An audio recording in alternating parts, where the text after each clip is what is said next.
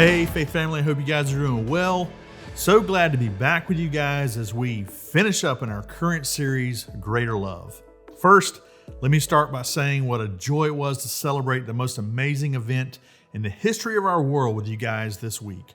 To celebrate that the power of the resurrection can stand against anything this world has to offer. Without the resurrection of Jesus Christ, there's no Christianity, there's no cure for the curse of sin, there's no promise of a new heaven and a new earth, and there's no forgiveness for you and for me. However, Jesus did rise, and so there is great hope. In today's passage, Matthew tells us about the resurrection and the moments surrounding it. We all know about the empty tomb, don't we? We know that Jesus didn't stay dead. He didn't stay in the grave, and he didn't continue to suffer at the hands of the local authorities.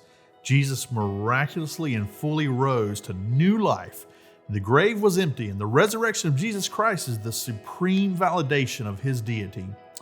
So let's get our timeline right. The day is Sunday, the day after the Sabbath, which would have been Saturday.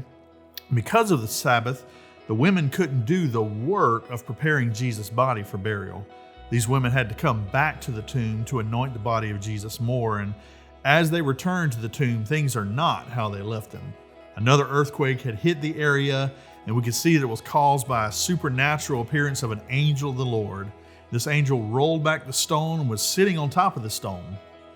And we learned that the guards were shaken with fear.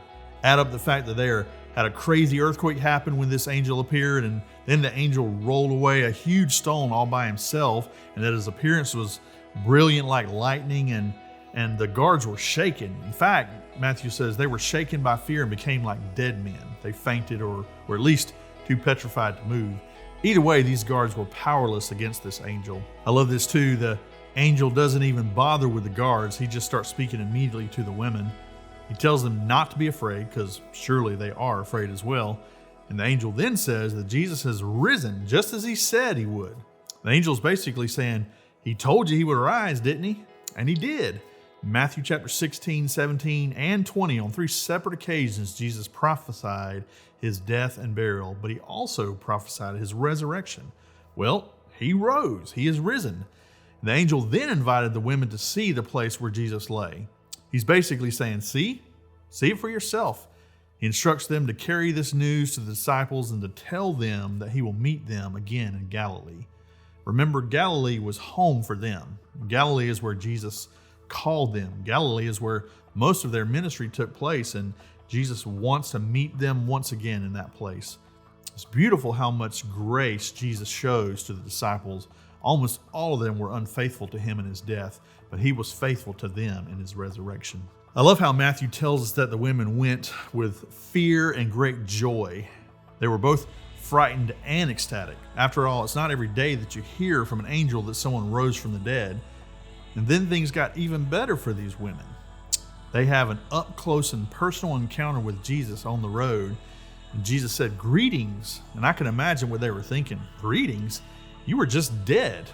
Realizing that it was Jesus, they bowed down before him and they worshiped him.